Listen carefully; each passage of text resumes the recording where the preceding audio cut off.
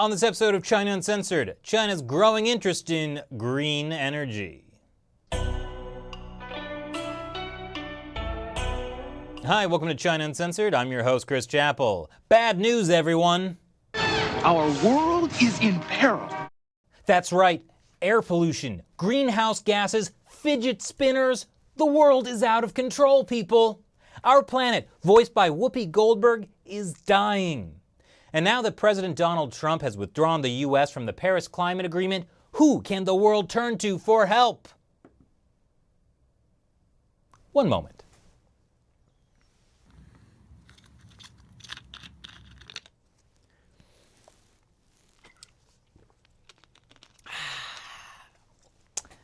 Much better. Moving on. It's true that many are now looking to China to be a global leader when it comes to climate change. Even some U.S. politicians plan to team up with China, like California Governor Jerry Brown, who recently met with Chinese officials and green energy companies in Beijing. California is all in, 100%, in meeting the Paris agreements, in fact, going beyond. And we only do that if we can work with China, Chinese provinces, to get the job done. Yes, the Chinese government has pledged to combat pollution. China's Premier Li Keqiang has even promised the return of blue skies. Li also pledged that upon the blue skies' return, that he would ask it to please tell us why it had to hide away for so long. So long. Where did we go wrong?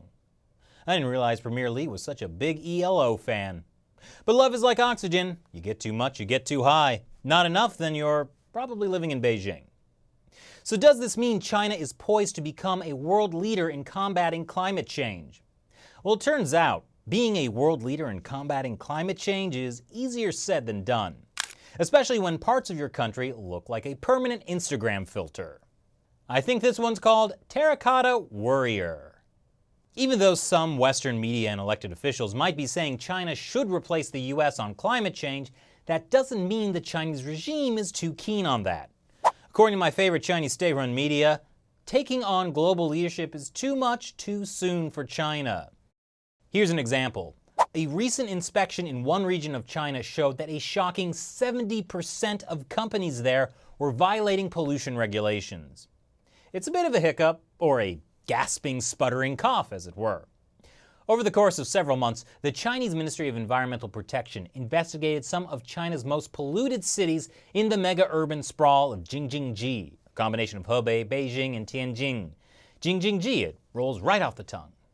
Anyway, the ministry looked at a variety of industries and found that 14,000 out of 20,000 companies were producing more emissions than allowed or operating without pollution control equipment.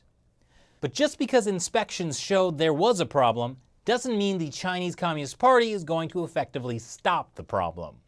Look, Chinese leaders would love to have less pollution. After all, it literally makes China look bad. I think this filter is called cobalt monoxide. But it's complicated. The Chinese economy is heavily dependent on manufacturing, which creates tons of pollution. And the party isn't willing to sacrifice China's economy to save the planet. The promise of economic prosperity is the main thing keeping the Communist Party in power right now. But pollution is also a potential threat to the party's power. Pollution is one of the very few issues the Chinese mainstream middle class will protest, en masse, like this one in Jiangsu back in 2012.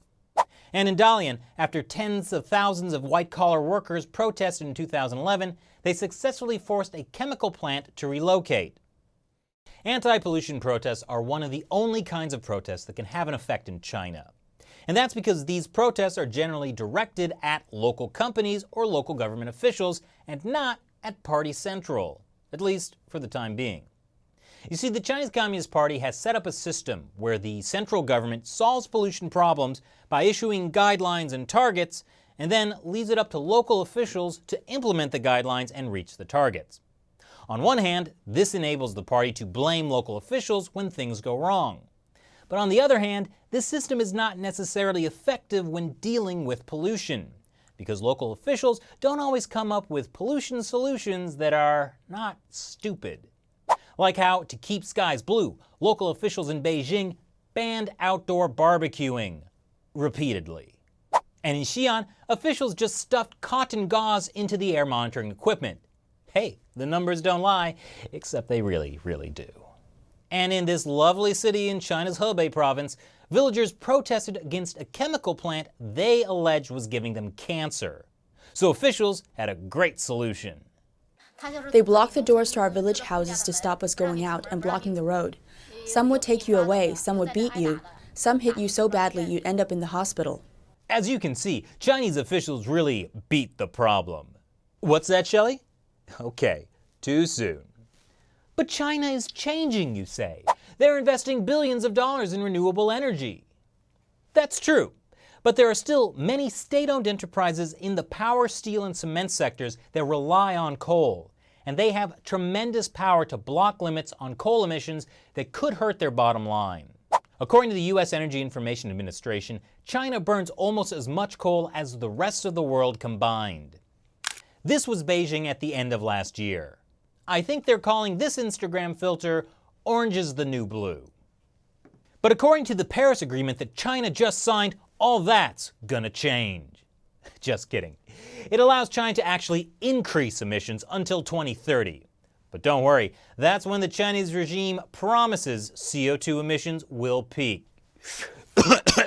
I totally swear, I'm gonna quit smoking. Just give me like 12 more years. To be fair, over the past 2 years, China has stopped the construction of 103 new coal power plants. And over the past several years, coal consumption has already been decreasing, but according to this article, that's largely because of slowing economic growth. And while the Chinese regime canceled construction of a bunch of coal plants, there are 46 coal-to-chemical plants in operation and another 22 under construction. But there's still plenty of time for China to actually meet its targets from the Paris Agreement, as long as local officials have a steady supply of cotton gauze. On top of that, China is also helping other countries pollute through its One Belt, One Road project. Basically, China is helping developing nations build coal-fired power plants. According to National Geographic, a state-owned Chinese company is currently building a $2 billion coal power plant in Kenya. And in Africa overall, more than 100 new coal plants are in development, and about half are being funded by China. This is not to say Chinese officials don't care about pollution. Many of them genuinely do. It's just that this kind of green always comes first. So what do you think of China's ability to fight pollution? Leave your comments below. Thanks for watching this episode of China Uncensored. Once again, I'm your host, Chris Chappell. See you next time.